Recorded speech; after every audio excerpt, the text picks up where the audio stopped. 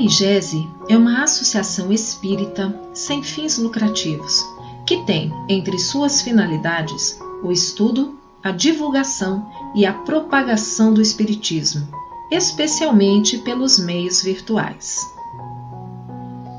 Estimular o progresso moral e espiritual do ser humano, levando-o a vivenciar o Evangelho de Jesus à luz da doutrina espírita codificada por Allan Kardec, é também o nosso objetivo.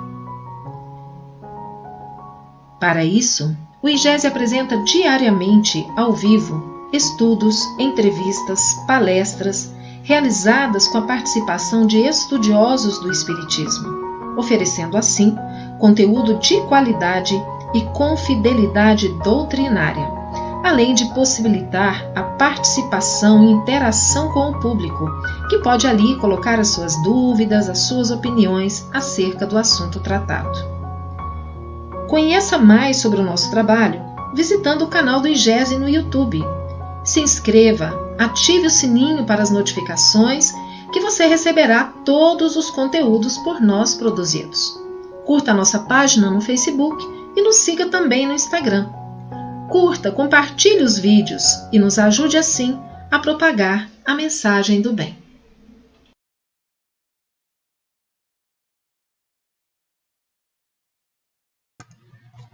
Olá, boa noite a todos. Sejam bem-vindos a mais uma live do IGESE. É um prazer tê-los todos aqui conosco na noite de hoje. Aqueles que estão aí nos acompanhando ao vivo e aqueles que irão nos assistir posteriormente, né? Já que as nossas lives ficam aí salvas aqui no nosso canal do IGESE e também dos nossos parceiros de transmissão, né? Os quais nós desde já agradecemos aí a Web Rádio Fraternidade, a Rede Amigo Espírita, TV7, TV Secal, Rádio Portal da Luz. Muito obrigada, né, por todos vocês. E hoje nós estamos aqui retomando, agora no ano de 2021, as lives do nosso domingo à noite, das 19h30, né? Então, agradeço a vocês que estão aí desde já, dando boa noite aí pelo chat. Muito obrigada pela presença aqui conosco. E hoje nós vamos falar sobre mediunidade. Nós vamos falar, o tema da nossa live de hoje é ser médium e mediunidade. Justamente agora, em janeiro, né, nós estamos completando 160 anos do Livro dos Médiuns, que foi publicado em janeiro de 1861. Né, o Livro dos Médiuns, que é uma das 5 obras básicas do Espiritismo. E para falar para a gente hoje aqui sobre esse tema de ser médium e mediunidade, nós temos o nosso irmão Arthur Azevedo. Arthur, olá, boa noite, seja bem-vindo. Boa noite, Carla, boa noite, amigos, uma satisfação estar aqui com vocês. Obrigada. O Arthur topou participar aqui com a gente hoje, né, falasse um pouquinho para nós, né, nós vamos ter aqui um bate-papo desde já, né, eu vou dizer para vocês aí que estamos assistindo, podem já colocando as suas perguntas aí, as suas dúvidas no chat sobre a nossa temática, né, de mediunidade, você tem dúvidas aí, o que é ser médium, o que é mediunidade, né, então, mas antes da gente começar a nossa live, para a gente poder começar assim, né, com o pé direito, vamos fazer uma oração. Vamos fazer aqui a nossa prece para a gente iniciar. Então, convido a todos vocês aí a fecharem os olhos, acalmarem a mente, os corações. Vamos elevar o pensamento até o alto, trazendo até a nossa tela mental a figura do Mestre Jesus, rogando a sua presença entre nós através dos seus mensageiros da espiritualidade amiga, rogando para que as suas bênçãos sejam derramadas sobre nós, sobre os nossos lares, sobre os nossos familiares. Pedimos que todos os nossos irmãos que acompanham a nossa live na noite de hoje recebam as suas bênçãos, Senhor. E rogamos em especial pelo nosso irmão Arthur, que estará conosco aqui, nos respondendo, nos ajudando a compreender um pouquinho mais da sua doutrina consoladora. E assim, agradecidos, nós damos por iniciada mais essa live do IGESE de domingo à noite. Muito obrigada, que assim seja. Bom, gente, vamos aqui falar um pouquinho do nosso irmão Arthur, né? Apresentá-lo antes da gente começar aqui o nosso bate-papo, né? O Arthur, ele é do Rio de Janeiro, lá de Niterói, já tem gente aí lá do Rio nos acompanhando sempre, então, conterrâneo aí de vocês, né? Ele participou, né, lá no Rio de Janeiro, teve atuação lá na federação, algum tempo atrás, né? Foi presidente do Centro Espírita Friburguense, é isso? Isso, né? Ele autor também de alguns livros, né, da editora M. Ele tem um canal, né, Arthur Azevedo Difusão Espírita e o Espiritismo com Kardec.com, os quais nós desde já, né, convidamos vocês depois a conhecerem. E os livros dele, tem aqui o nome dos livros dele, Ramatiz Sábio ou Pseudo Sábio, e Espiritismo versus Ramativismo. Então, fica aí, né, Editora M, os dois, né, Arthur? O primeiro foi lançado pela Editora M, em 97, e o segundo eu lancei independente pela Amazon mesmo, né? Está disponível na Amazon, o Espiritismo versus Ramaticismo, que é uma compilação dos artigos que eu escrevi, né, ao longo aí dos anos, né, que se encontram no site, né, espiritismocomkardec.com. Certo, legal. Então, Arthur, hoje nós estamos aqui para falar sobre ser médium e mediunidade, né? Queria que você começasse falando para nós o que é ser médium, o que é mediunidade. Sim, realmente, Carla, é um tema bastante amplo, né? Essa questão da mediunidade, e é uma boa pergunta para nós iniciarmos.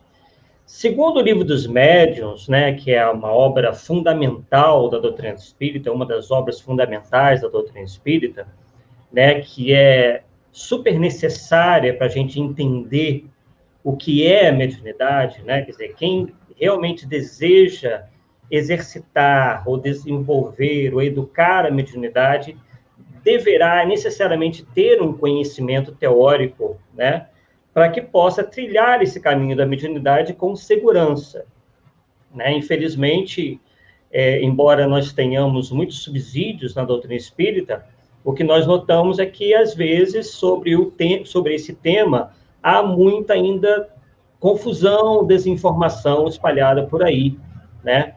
Porque, por muitos anos, a gente viveu envolto num clima de mistério, num clima do maravilhoso, né, do sobrenatural acerca da realidade espiritual.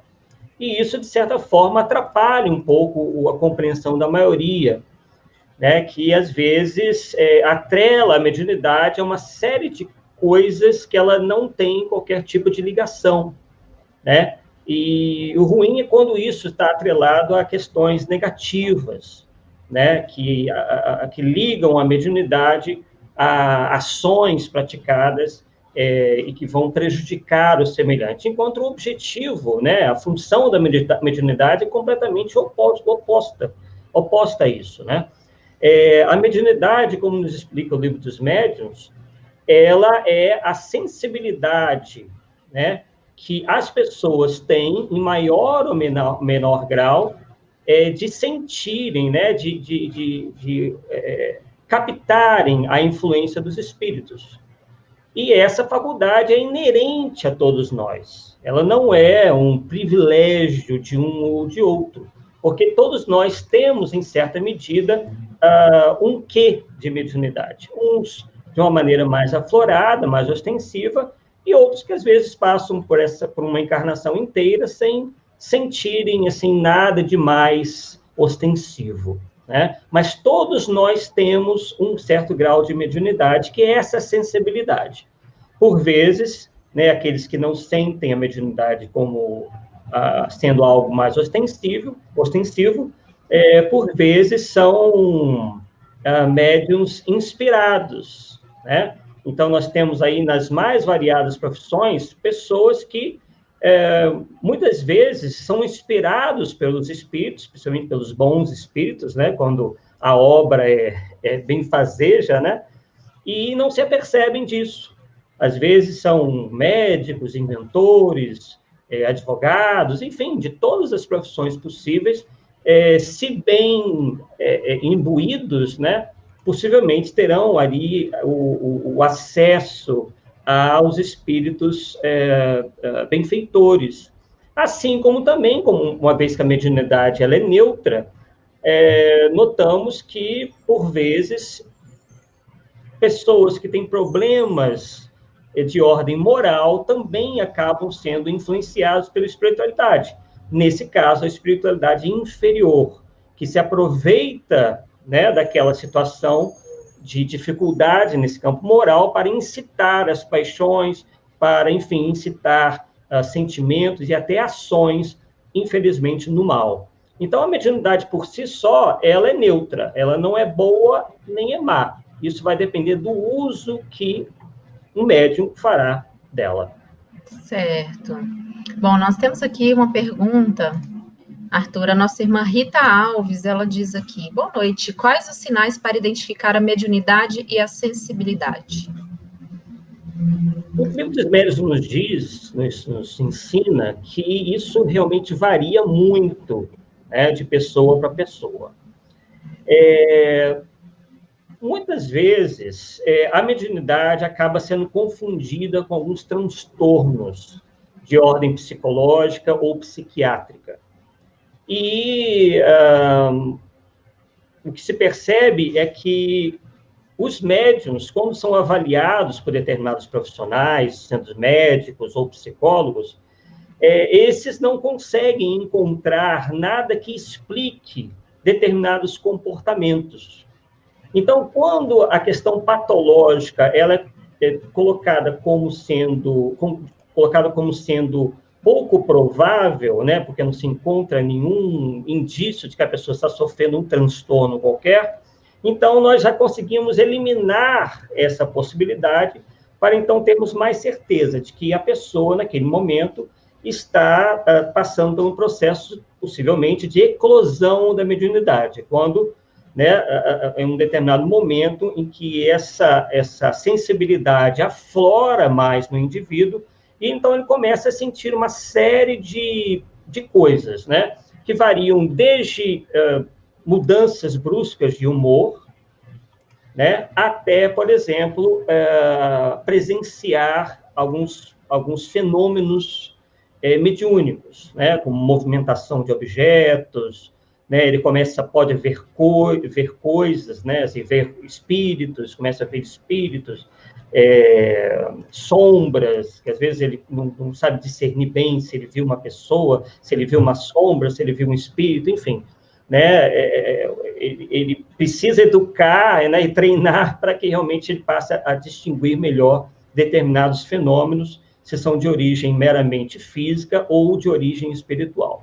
Então, vai depender muito do tipo de mediunidade que a pessoa possivelmente tem mais pendor para desenvolver. Se for um médium vidente, possivelmente ele vai começar a ver coisas. Um médium audiente, a ouvir. Enfim, né, isso vai realmente depender do tipo de mediunidade que ele deverá desenvolver mais adiante. Então, puxando aí o gancho no que você explicou aí para nós, Arthur, então existem vários tipos de mediunidade, né? Sim, vários tipos. Nós temos os médiuns, né, de efeitos físicos, temos os médiuns sensitivos ou impressionáveis, os médiuns audientes, os médiuns falantes, né, ou psicofônicos, médiuns videntes, como aqui já me referi, os médiuns sonambúlicos, os médiuns curadores e os médiuns pneumatógrafos. Isso tudo dentro, né, da nomenclatura que foi utilizada pelo Livro dos Médiuns. E o interessante aí, que nós poderíamos ressaltar, é da mediunidade curadora, né? Essa talvez seja uma das poucas onde a moralidade do médium deva estar mais desenvolvida, né? Porque os fluidos que ele possivelmente doa, ou do qual ele é intermediário, a qualidade desses fluidos vai depender muito do seu adiantamento moral, né? Dificilmente nós vamos encontrar alguém com dificuldades nessa área, com essa potencialidade de cura. Certo. Nós temos aqui a pergunta da nossa irmã Lázara Rodrigues. Ela pergunta: como perceber se estamos sendo amparados e recebendo a manifestação de bons amigos ou de espíritos menos esclarecidos? Né? Ou seja, como diferenciar se essa influenciação é boa, não é tão boa? Como seria isso, Arthur? Inicialmente, pelas sensações que experimenta o médium. Se é uma sensação de tranquilidade, de paz, né, aquilo lhe causa uma impressão benévola, né, nós podemos atribuir isso a uma aproximação de espíritos melhores, né, de espíritos mais adiantados. Já se o médium tem determinadas sensações de agitação, né, de variação brusca de humor, principalmente para um mau humor, né? É claro que estamos aí afastando qualquer possibilidade de problema orgânico, né? Certo. Às vezes o que ocorre pode ter origem orgânica, mas afastadas essas possibilidades, se aquilo permanece, então a pessoa efetivamente está constatando que há ali uma presença de algum amigo espiritual ou não, né? Um adversário espiritual que pode estar querendo realmente uma aproximação para causar algum tipo de má influência. Certo. Então, seria certo a gente dizer que os espíritos influem nos nossos pensamentos, Arthur? Com certeza, né? O Espiritismo nos ensina que nós estamos constantemente rodeados por eles e somos também bastante influenciados. É uma pergunta muito interessante, porque o Espiritismo nos traz a noção de responsabilidade. Quando nós dizíamos no início que há muitas ideias errôneas sobre isso, é que, às vezes, as pessoas precipitadamente atribuem tudo aos espíritos, enquanto, na verdade, elas é que, na maior parte das vezes, estão canalizando justamente aquilo através da sua conduta e do seu pensamento. Então, nós atraímos para nós os bons ou os maus espíritos, os superiores ou os inferiores, conforme o nível do nosso pensamento, né, e também na nossa conduta. Então, todos nós temos que ter muito cuidado, porque tudo aquilo que nós pensamos e tudo aquilo que nós fazemos irá atrair este ou aquele tipo de espírito, né? Espíritos mais adiantados ou espíritos mais atrasados. Então, é uma responsabilidade muito grande do médium para consigo próprio, inclusive, a partir do momento em que ele identifica que tem essa sensibilidade, que ele possa trabalhar também a sua educação moral, principalmente, e também, obviamente, enriquecer essa educação moral com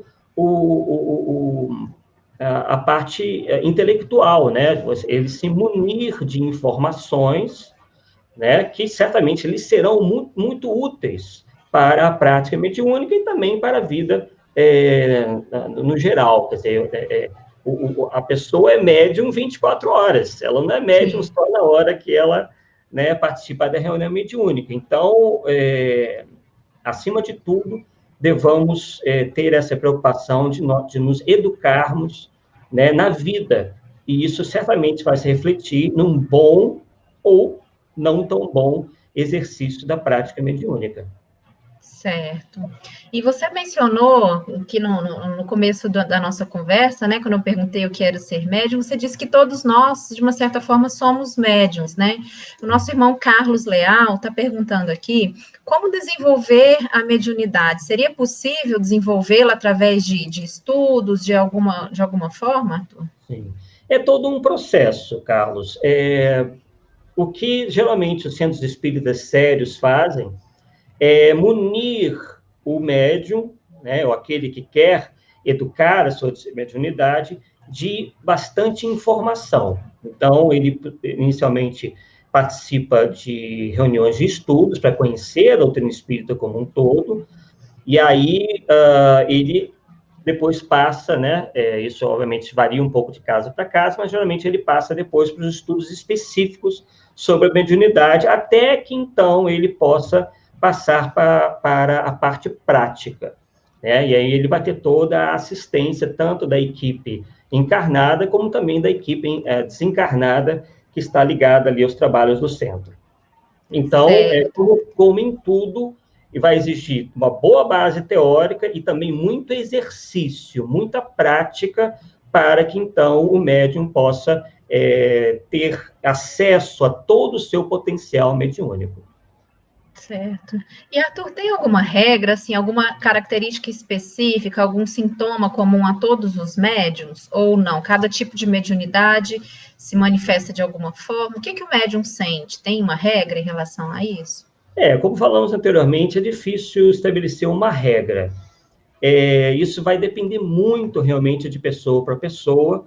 Às vezes, por vezes, a mediunidade vai se apresentar de uma maneira até desagradável para a pessoa, como nós falamos anteriormente, a pessoa pode até achar que está num nível de loucura e vai, né, achar que tem algum problema mental ou psicológico, né? E outras vezes não. Outras vezes vem de uma maneira muito mais suave, né?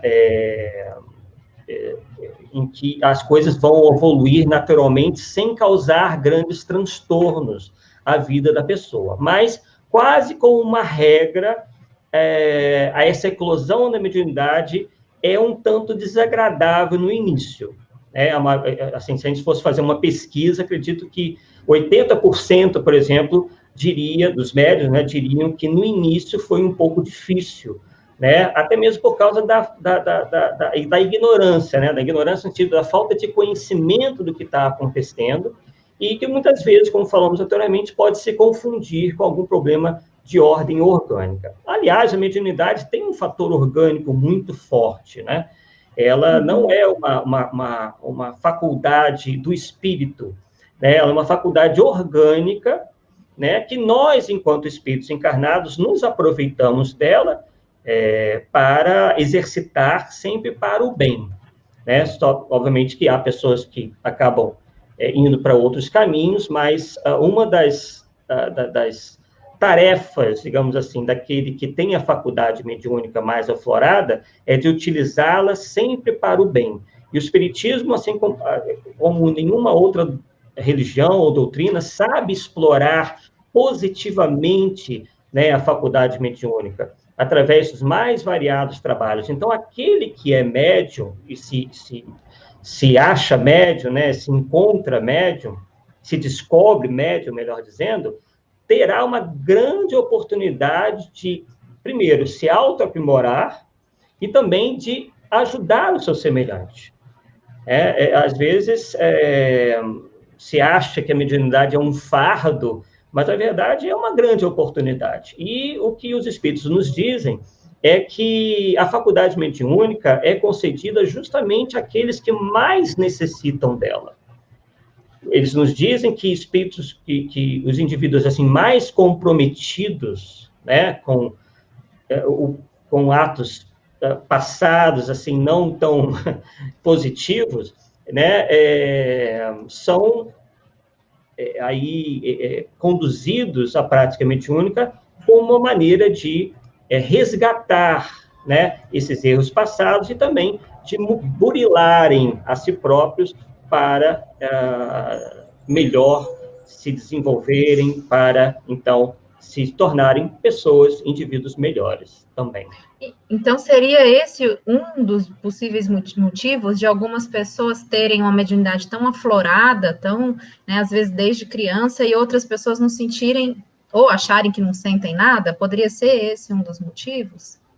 Sim, com certeza. O que nós notamos é que, claro, que Deus tudo sabe, né? Ele sabe que muitas das vezes a pessoa encarna numa região do planeta onde não haveria nenhuma possibilidade de ela colocar aquela mediunidade em prática, né?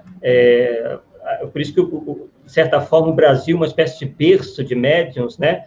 Porque ele sabe, né? Deus sabe, né? A espiritualidade sabe que aqui há um campo imenso, né? Para a mediunidade ser bem exercitada sob aí o amparo da doutrina espírita. Enquanto em outros lugares, infelizmente, isso não é bem possível. Então, de qualquer forma, representa uma grande oportunidade que o indivíduo tem de resgatar suas faltas passadas, de melhorar-se enquanto pessoa e de praticar uma das formas de caridade. Certo. Bom, tem algumas pessoas chegando aqui agora, vou retomar um pouquinho, né? Sejam bem-vindos. Quem está passando aí, chegou hoje, está conhecendo aqui a nossa live. Nós temos aqui no domingo à noite, às 19h30, pelo IGESE e canais parceiros, uma live em forma de bate-papo, né? Hoje nós estamos aqui com Arthur Azevedo, conversando sobre ser médium e mediunidade. Então, se você tem alguma pergunta, gostaria de conhecer um pouquinho mais sobre o tema, pode ir colocando aí as suas perguntas pelo chat, que nós vamos conversando aqui a respeito disso. E, Arthur, você mencionou que algumas vezes pode ser que a pessoa tenha algum distúrbio, alguma questão orgânica, né? A nossa irmã Lázara está perguntando aqui como identificar se é uma questão orgânica ou espiritual. Há alguns estudos sobre isso, onde esses estudiosos, né, principalmente da área médica, estimulam para que, primeiro, se faça alguns exames, né, para a detecção de alguma enfermidade neurológica, né, ou da área mental, né, que vai ser identificada por um psiquiatra, né, para que se afaste essas possibilidades. E aí, então, estaria aí o terreno livre para que o indivíduo tenha certeza absoluta de que se trata aí da eclosão da sua mediunidade. Então, isso é realmente algo bem, às vezes, complexo, dependendo do que a pessoa anda sentindo, né? Então, por exemplo, se é um desmaio, né, onde a pessoa perde... em alguns momentos, a lucidez e começa a falar coisas que não provêm dela, pode ser a mediunidade, mas, ao mesmo tempo, pode ser uma crise de esquizofrenia ou algo similar a isso. Então, afastadas essas possibilidades, então a pessoa possivelmente vai se sentir mais confortável identificando que se trata aí da eclosão da sua mediunidade. Então, posso fazer uma associação de um tratamento espiritual com um tratamento psiquiátrico e psicológico, nesses casos? Sem dúvida, sem dúvida. Se a pessoa identificar que há um componente patológico, né, junto com a mediunidade, que isso também pode ocorrer, as duas coisas juntas, sempre se recomenda que o indivíduo, que a pessoa procure um médico, faça um tratamento, né, conforme a medicina tradicional, e busque apoio, no caso, se ela for espírita, numa casa espírita, para que ela também possa se reequilibrar. É bom que se diga que o espiritismo vê determinados transtornos, não só no aspecto material, não apenas um transtorno no sentido orgânico, mas que o espírito também enfermo acaba, de certa forma, influenciando no corpo físico, né? Como nós falamos anteriormente, o nosso mental, ele tem grande influência sobre a nossa saúde física. Nem sempre, claro, isso ocorre de imediato, mas pessoas com mais sensibilidade tenderão, né, a apresentar também alguns transtornos de ordem orgânica, né, dependendo aí do seu estado. Então, nós somos indivíduos reencarnados, nós trazemos, né, do passado determinadas experiências e, por vezes, né, nós encarnamos, né, trazendo determinados impulsos, trazendo determinados comportamentos que se derivam, né, dessas vivências anteriores. Então, sempre se faz necessário tratar o corpo, mas também tratar o espírito, porque é dele que se origina a maior parte das enfermidades. Certo, então pode ser que uma pessoa tenha algum transtorno orgânico por uma mediunidade não cuidada, não trabalhada, né? Isso pode acontecer, né? A mediunidade em si, ela, como inclusive tem essa pergunta, né, no Livro dos Espíritos, a mediunidade em si, ela não provoca nenhum tipo de transtorno, tá? Orgânico. O que acontece é que, muitas vezes, a mediunidade passa a ser um canal, né, para que determinados transtornos ocorram. Na obsessão, nós verificamos isso muito bem, né, onde a influência dos espíritos inferiores acabam trazendo, né, ou ocasionando uma série de problemas ao obsidiado, né? Problemas esses que podem acabar culminando em problemas de ordem mental, psicológica ou até psiquiátrica. Isso realmente alguns estudiosos espíritas, especialmente da AME, né, Associação Médica Espírita, têm estudado com bastante competência, né, a questão da obsessão. Então, por isso que a mediunidade, quando se fala, né, mediunidade com Jesus, é nesse sentido, para que o médium possa incorporar à sua vida toda uma série de transformações, de melhorias no campo moral, que isso certamente lhe aliviará muito desses problemas que podem ocorrer devido, né, a problemas anteriores, problemas passados ou problemas atuais que ele não está conseguindo resolver, e isso lhe traz uma série de complicações. Certo.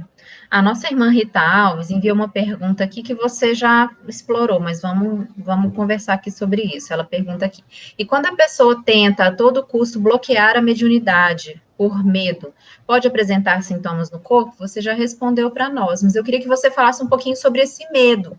Mesmo os médiuns, eles sentem medo dos espíritos? É preciso ter medo da mediunidade, medo de desenvolver a mediunidade? Você pode falar um pouquinho para nós sobre isso? Claro, com certeza. Bem, o medo, ele é originário do desconhecimento, né? Quando nós desconhecemos alguma coisa, nós ficamos inseguros e podemos desenvolver esse medo. Isso é muito natural, né, que aconteça.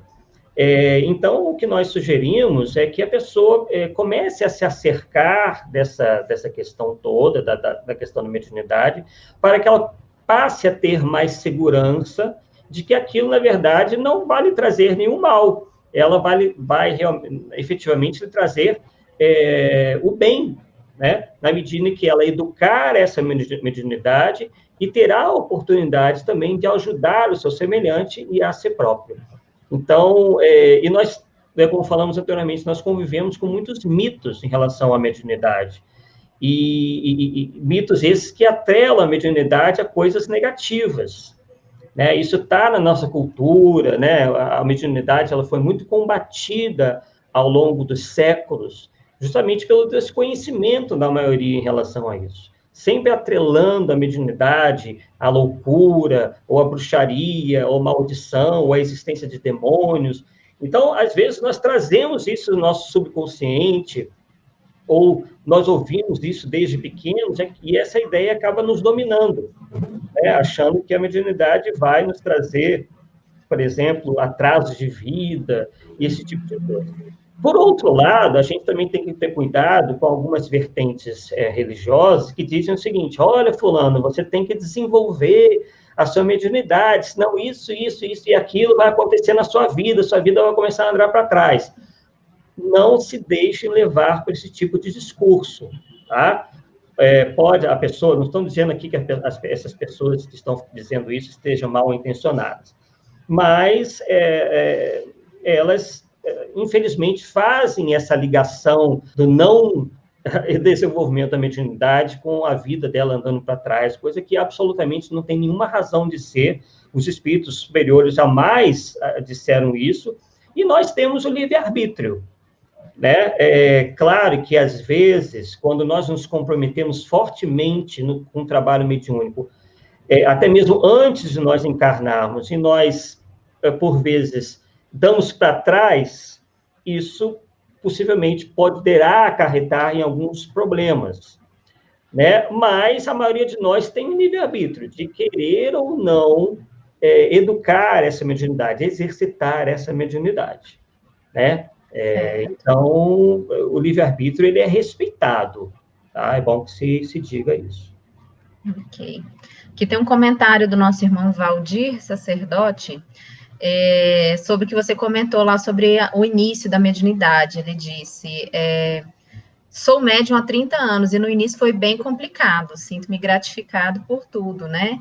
Hoje ele está gratificado, mas no início aquilo que você falou, né? Que costuma ser, né? É o novo, né? Alguma coisa que, né? Está acontecendo agora, então acho que é comum, né? Como você disse para nós.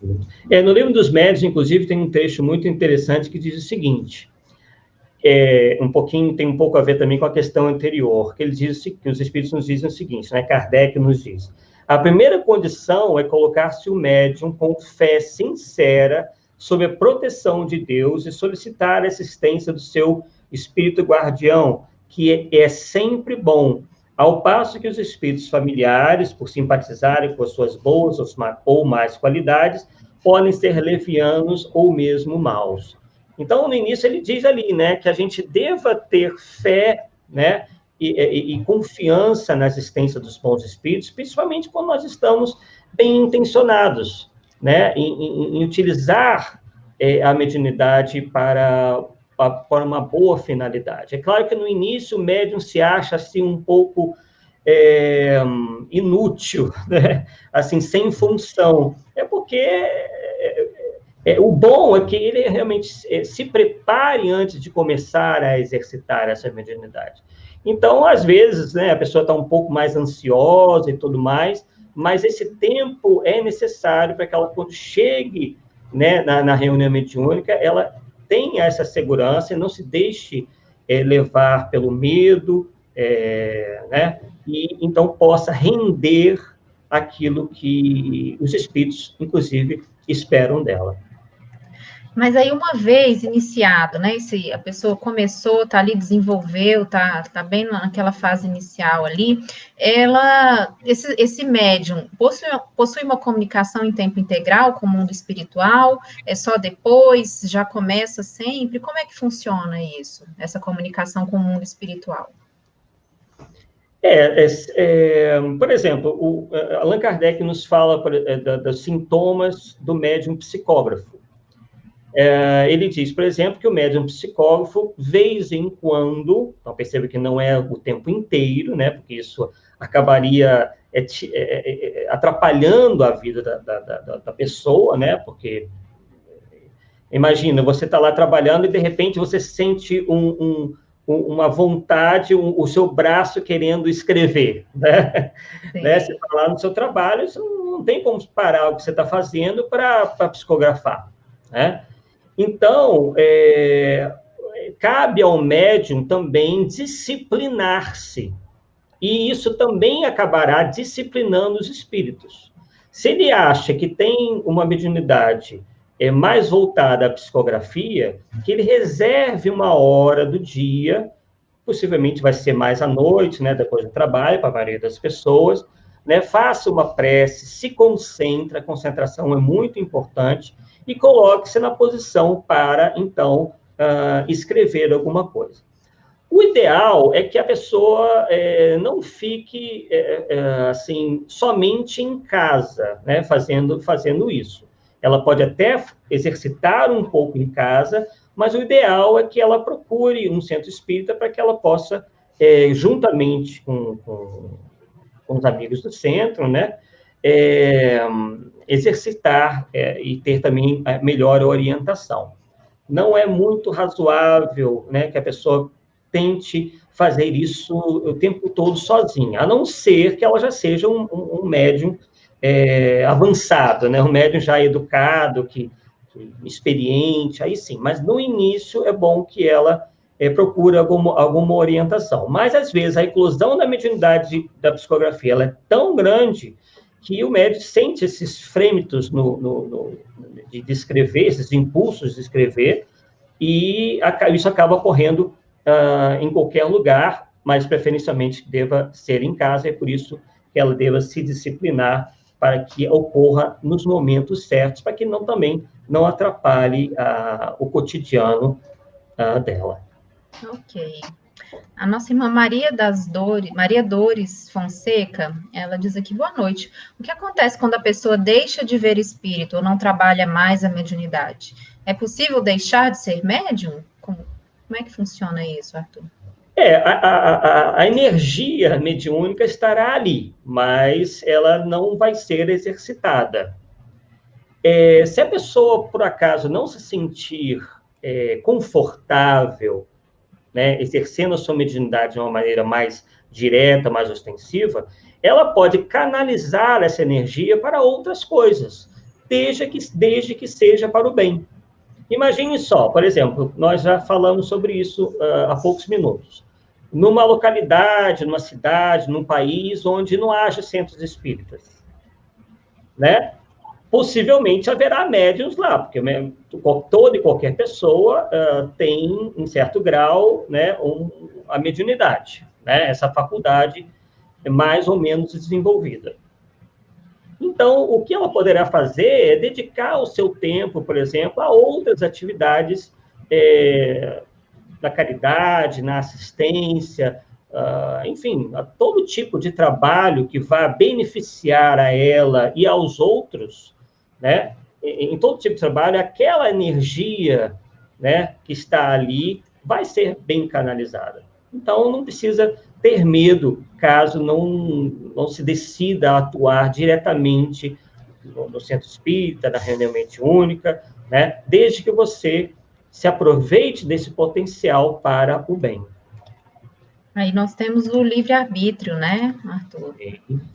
A pessoa não é ali obrigada, né, a trabalhar, né? Exatamente. Muito bom. A nossa irmã Suzane Policarpo coloca aqui para nós. O esquizofrênico tem um processo obsessivo envolvido? O fato de relatarem estar ouvindo vozes tem a ver com a doença ou tem a ver com influência espiritual? Olha, pode ser apenas uma coisa, no caso a esquizofrenia, né, sem nenhum envolvimento espiritual maior. Isso se dá por questões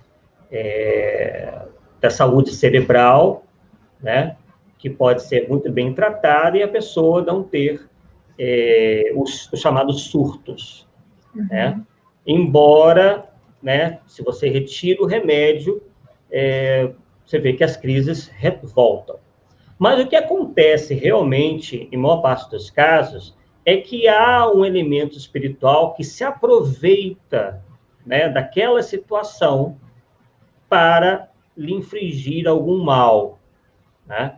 A questão das vozes, elas podem ser realmente algo imaginado pela pessoa, ou pode, paralelamente, também ser algo que algum irmãozinho inferior possa estar ali de maneira a se aproveitar da situação para obsidiar, né, aquele indivíduo.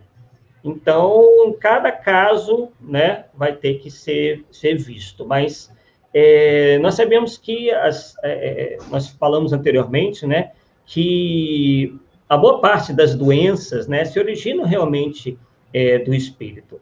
Nós trazemos de outras existências determinadas vivências que acabam facultando que nós desenvolvamos determinadas enfermidades. Então, cabe ao esquizofrênico fazer a mesma coisa que nós sugerimos, né? Que ele venha se tratar com a medicina, né? Tomando os remédios direitinho, indo ao psiquiatra, enfim, e também procure, né? Se não for no centro espírita, numa religião, aquilo que possa lhe fortalecer, né? No campo moral, no campo mental, né? O esquizofrênico, geralmente, é uma pessoa muito sensível, né? Então, ele deva realmente tentar buscar o equilíbrio e tentar buscar ambientes que lhe tragam equilíbrio, né? Para que ele não fique também exclusivamente na dependência da medicação, que é super importante, né? Mas certamente esse trabalho que ele vai desenvolver paralelamente à medicação possa realmente fortalecê-lo para que, efetivamente, ele se sinta melhor e não fique se sentindo melhor tão somente em função da medicação. Certo. O nosso irmão Carlos Leal, que lá no começo da nossa conversa perguntou sobre a possibilidade de se desenvolver a mediunidade, queria saber um pouquinho mais sobre cada tipo de mediunidade, mas tem vários tipos, né, Arthur? Eu acho que o Carlos podia dar uma olhadinha, se você quiser falar, mas eu acho que é muito interessante a gente conhecer, pegar ali o livro dos médiuns, né, ver ali que está ali, tem bem descrito ali. O que é que você recomenda para o Carlos, Arthur?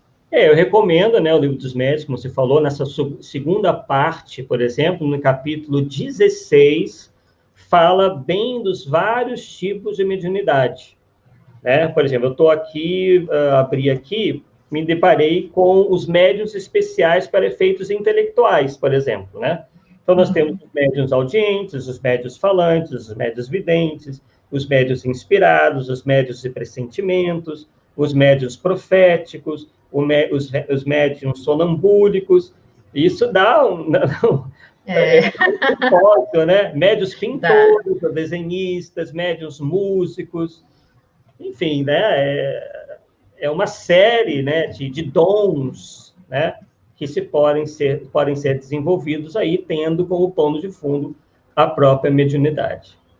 Legal, então vamos pegar aí o livro dos médiuns, né, e ver, de repente, se você tiver aí um centro espírita, um pessoal para estudar com você, porque é um livro para ser estudado, né, não é, assim, a gente pode ler, mas se a gente parar, estudar, a gente recebe muito mais, né. Sim. E a próxima pergunta aqui é do Eduardo Fávero. Ele pergunta se o desdobramento seria mediunidade ou paranormalidade. Excelente pergunta.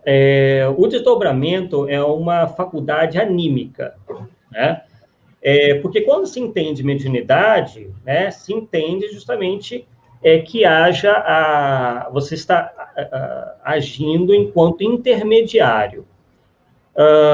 Então, no desdobramento, é você, enquanto espírito, que está se afastando do corpo, né? Geralmente de maneira consciente, e retornando a ele com as lembranças do que você experimentou na esfera espiritual, né? Segundo alguns, isso pode ser exercitado, né? Há técnicas para isso. Então, é uma faculdade de origem anímica, está no próprio indivíduo e dispensa, né, a condição da pessoa ser um médium ostensivo. Certo. Nossa próxima pergunta aqui, nossa irmã Isabela Paiva pergunta se é possível fazer reunião mediúnica virtual.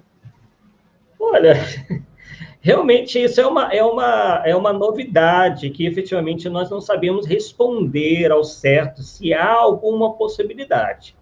A princípio, nós diríamos que não, né? Porque há uma série de condições para que a reunião mediúnica ocorra, e essa se dá justamente pela sintonia entre os que estão ali juntos, aqueles que estão presentes. Não que as pessoas, que os médiuns têm que dar as mãos, nada disso, isso é bobagem.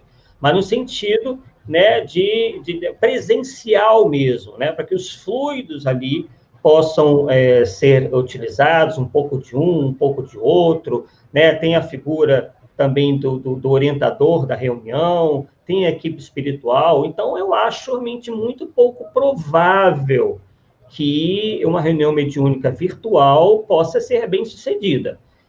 No entanto, não descartamos totalmente, porque isso é algo inteiramente novo e algumas experiências teriam que ser feitas para que nós pudéssemos dar uma resposta final. Mas, a princípio, nós vemos isso com grande dúvida de ser possível. Certo. Arthur, a gente ouve vários relatos de pessoas dizendo que quando eram crianças tinham mediunidade aflorada e depois que crescem essa mediunidade desaparece.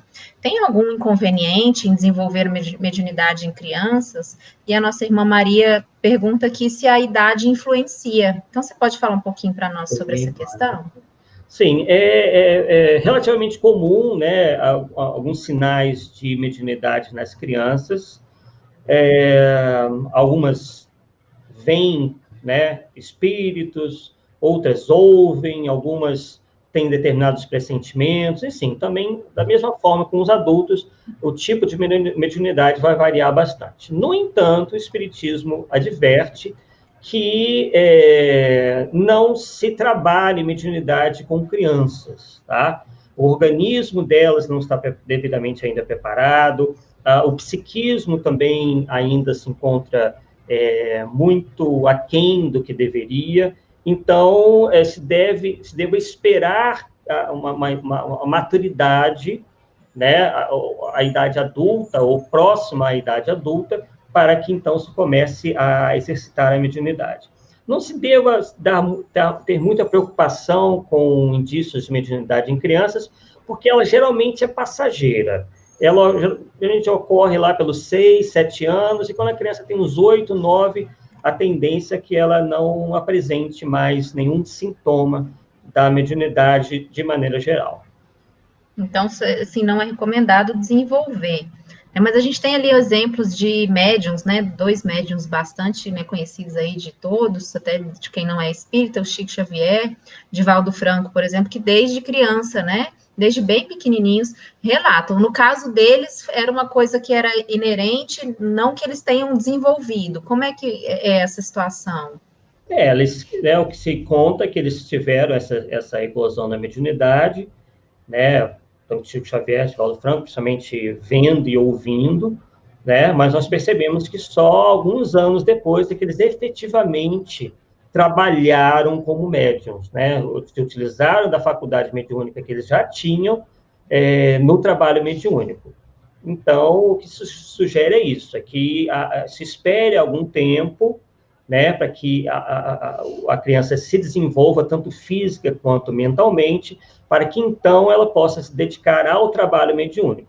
Nesse meio tempo, pode ser que ela realmente acabe tendo algumas experiências dessa ordem, mas vão ser sempre assim, né, esparsas, e nós não devemos achar que devemos colocá-la no centro espírita, a não ser para tomar uma água, um passe, uma água fluidificada, né?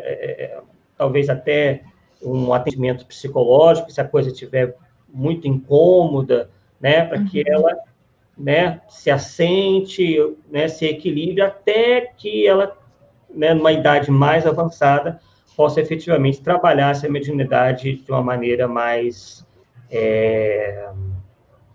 clara, né? Com mais responsabilidade. Certo.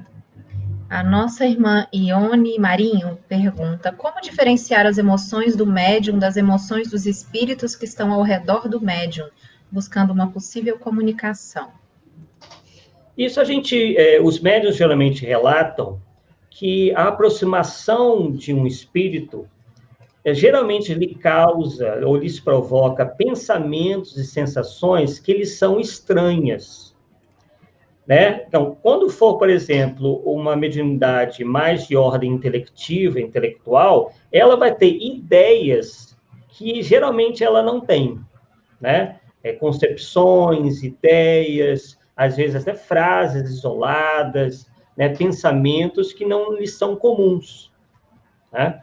Em relação às sensações, é a mesma coisa, né? Ela experimenta estados de espírito também que ela não, né, nunca teve antes, ou raramente teve. Ela passa a ter com mais frequência, sem que haja uma razão para aquilo, né? Ela, por que eu estou sentindo isso? Não tem nada a ver com o que eu estou vivendo na minha vida, com o momento que eu estou vivendo agora, né? Então, se cria essa dubiedade, essa, né, contradição aí dos pensamentos e, às vezes, também das sensações e do próprio comportamento, dependendo, né, do tipo de mediunidade. Então, é basicamente isso. Quando pensamentos, sensações ocorrem sem que elas sejam comuns à nossa personalidade ou até o momento que a gente esteja vivenciando ali naquele momento.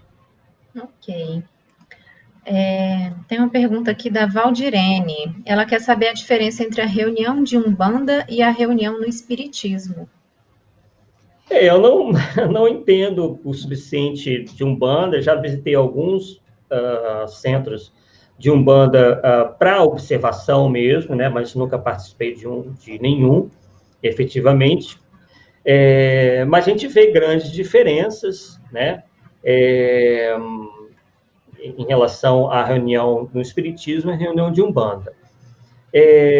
O que nós notamos, né, é que no centro espírita se há assim uma preocupação um tanto maior para com o estudo, né, enquanto que a preocupação na Umbanda nos parece mais com a fenomenologia em si, né? Eu acredito que no Espiritismo se há uma ênfase maior, na maior parte das vezes, em relação à preparação intelectual do médium, né? E também essa preocupação com a questão moral, né? A questão de se encontrar um equilíbrio, de fazer com que o seu cotidiano seja mais equilibrado, que evite sentimentos negativos, enquanto que em algumas outras religiões a gente não vê tanto essa preocupação. Mas como a Umbanda é uma religião que não tem uma doutrina codificada, então isso vai depender muito do centro. Então é muito difícil a gente estabelecer, olha, na Umbanda é assim, né? Uma vez que é meio que cada casa adotando uma linha de pensamento e uma linha de conduta. Seria outra religião, né? Também espiritualista, mas uma religião diferente do espiritismo, né? Admite a mediunidade, né? Admite uma série de princípios que o espiritismo ensina, mas tem as suas peculiaridades que a tornam uma religião bem diferente, né? Com uma série de diferenças em relação ao espiritismo. Então, o espiritismo é uma coisa, o Umbanda é outra, cada qual, né, atuando naquilo que acredita e naquilo que ensina. Certo.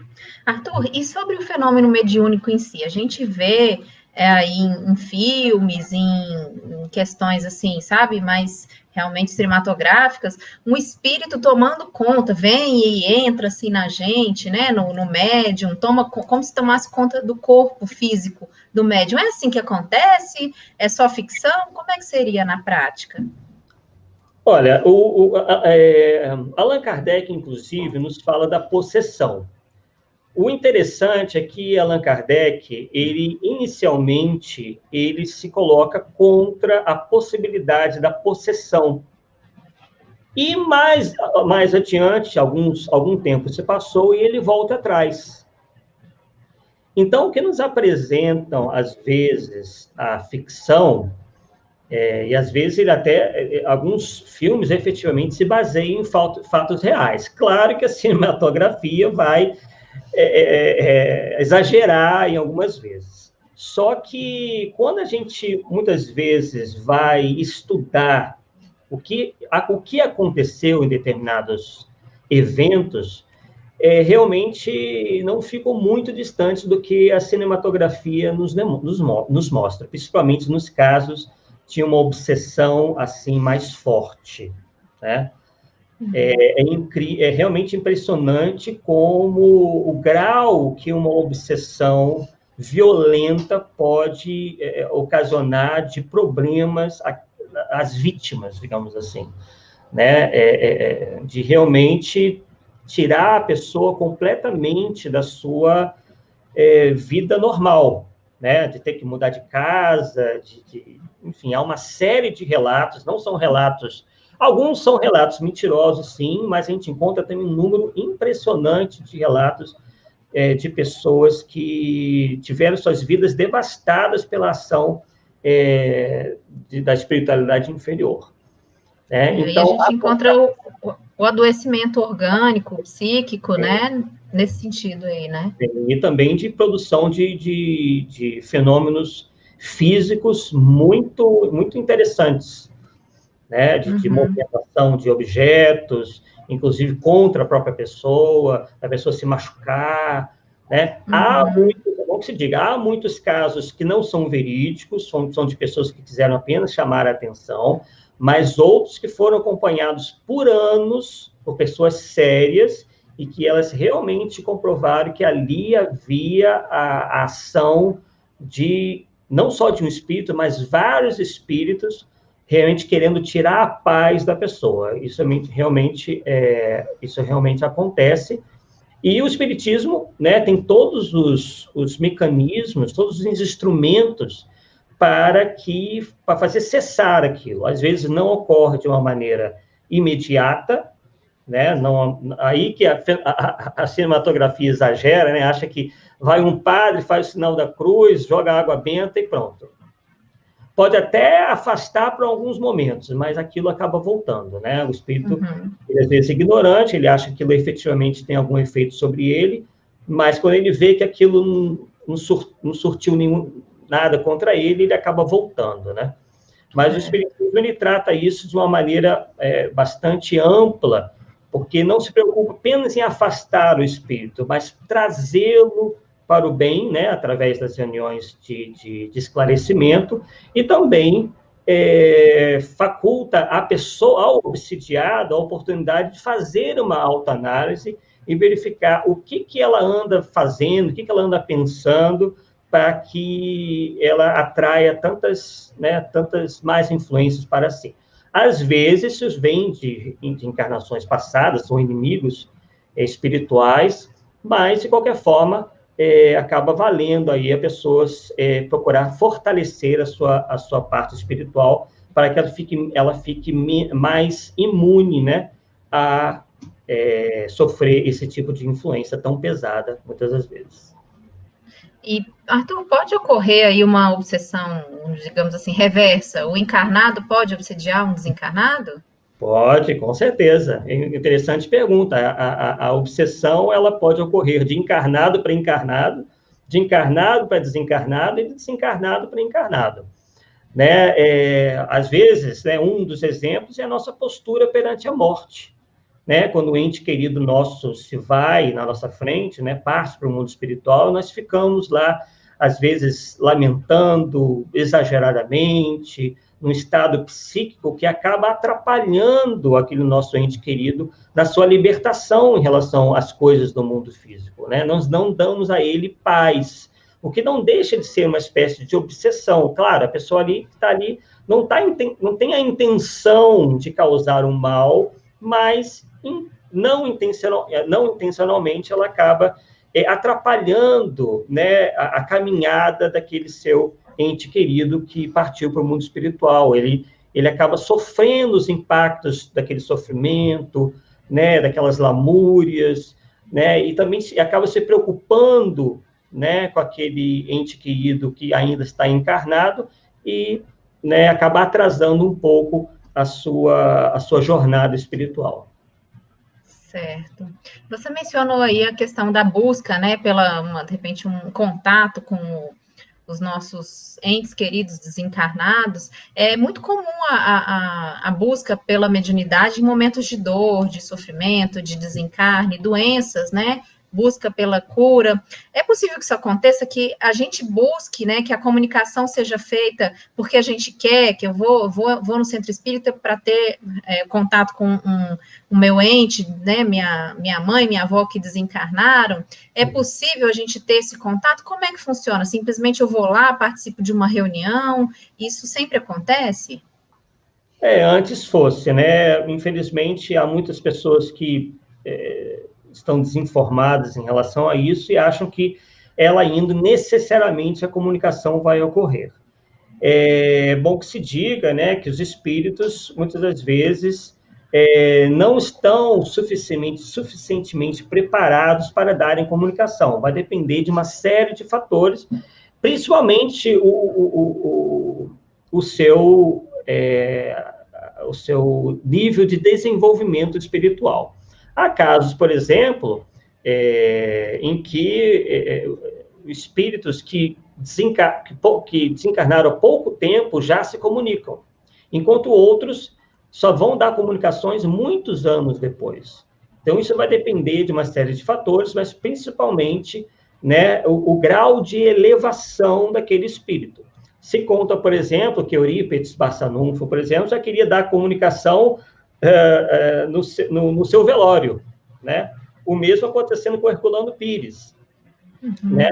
E há tantos outros casos aí, só para citar dois, né?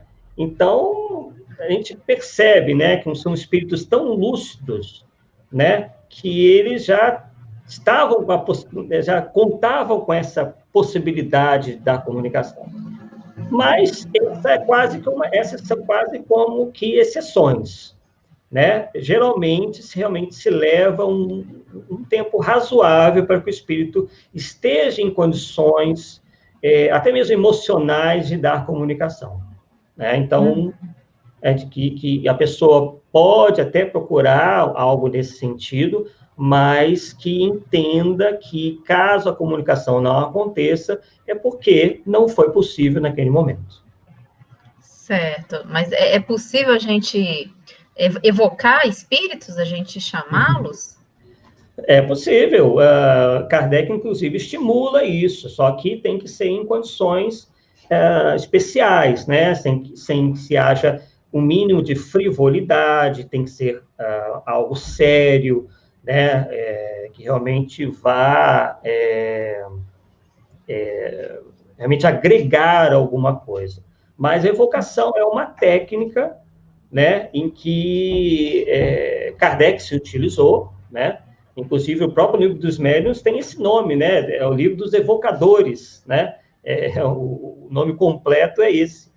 Então, só que, claro, também nem todo espírito que é evocado vai estar em condições de responder, né? Então, isso tudo tem que ser levado em conta, né? A evocação pode até acontecer, e geralmente deva acontecer dentro de um centro espírita, ou num grupo já bem preparado, né? E caso o espírito não dê a comunicação, é que o momento não era aquele, ele não estava preparado para surgir e para dar comunicação naquele instante. E pode ser que o espírito desencarnado não queira? Ele tem livre-arbítrio também, de querer ou não? Pode ser que ele não queira. Ele pode ter até alguma antipatia em relação àquele que está evocando, né? Não se sentir confortável, ou até mesmo não ter a permissão para dar comunicação. Certo. Né? Então, uma série de fatores envolvidos que tem que ser levados em consideração, quase que meio que caso a caso. Certo. Tivemos aqui uma pergunta da nossa irmã Sônia Andrade. Ela diz: o que o médium deve fazer quando no trabalho mediúnico o doutrinador ameaça o espírito comunicante e acaba irritando o espírito?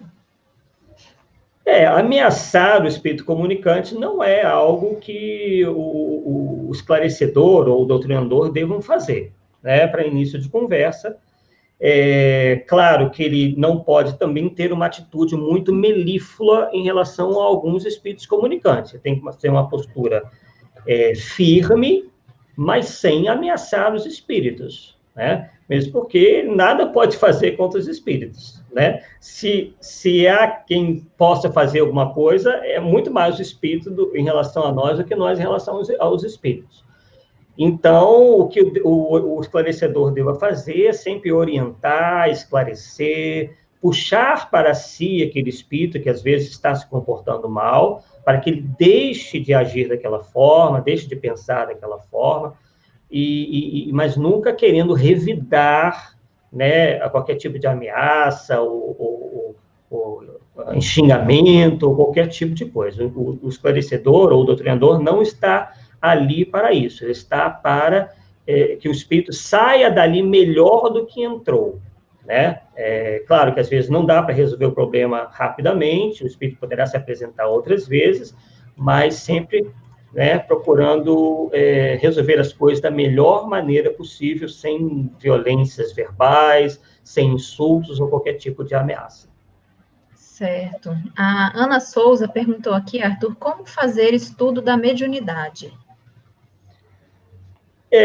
Bem, estudando o livro principal, né, em relação a esse tema, que é o livro dos médiuns, realmente nós consideramos, né, não só nós, mas boa parte dos espíritas que se dedicam ao estudo, sempre relembram, sempre esclarecem que o Livro dos Médiuns é uma obra fundamental para que o indivíduo entenda, né, a mediunidade nos seus mais variados matizes.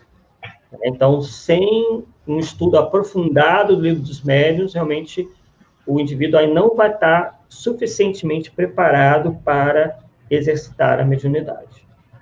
Muito bom. Nós temos ainda, né, algumas perguntas, pessoal chegando agora, dando boa noite, gente de todas as localidades, mas devido aqui ao nosso horário, eu vou convidar você, Arthur, para passar para as suas considerações finais, se você puder também deixar uma mensagem para os nossos companheiros que possuem alguma mediunidade, têm medo ou não sabem como educá-la, né, ou que estão sentindo a mediunidade aflorar, se você puder dizer algumas palavras para nós. Sim.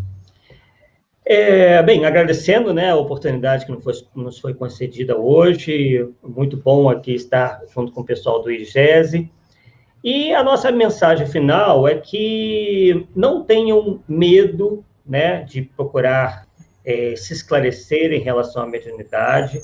É um campo fértil, como nós dissemos, para o nosso autoaprimoramento, e também uma oportunidade muito bendita de auxiliar tanto os irmãos encarnados, como, e principalmente, os nossos irmãos desencarnados, né? O médium, ele é um intermediário dos espíritos. Cabe a ele, né, passar aos encarnados o pensamento dos espíritos.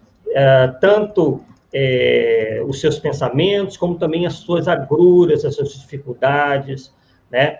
Uma vez que não é porque o espírito desencarnou, não é porque nós desencarnamos que nós passamos a conhecer tudo. Há também no mundo espiritual uma série de irmãos nossos que precisam da nossa ajuda, precisam do esclarecimento, estão ainda muito apegados às coisas da matéria, e o contato, né, com os encarnados esclarecidos vai certamente facultar a ele uma nova visão do que está acontecendo realmente. Às vezes o espírito está muito confuso em relação à sua nova condição de desencarnado, e aí ele tendo, então, essas informações, esse consolo, ele vai procurar o equilíbrio para que, então, ele possa prosseguir, né, na sua jornada lá no mundo espiritual, quem sabe aí já se preparando para uma nova oportunidade no mundo físico, para, então, dar prosseguimento ao seu progresso espiritual.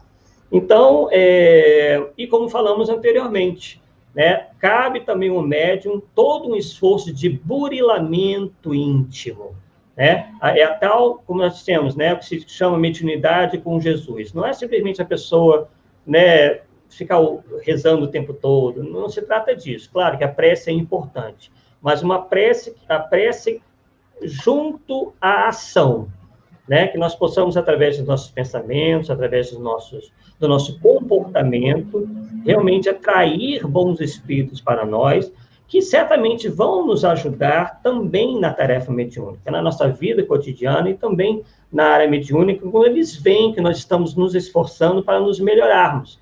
Enquanto melhor nós formos, né, enquanto indivíduos, enquanto espíritos, né, encarnados, melhor médios nós seremos, sem sombra de dúvida, né? A parte moral é essencial para o bom exercício da mediunidade. Claro que nós nos percebemos também que indivíduos de uma moralidade ainda inferior também podem ser médiuns, né?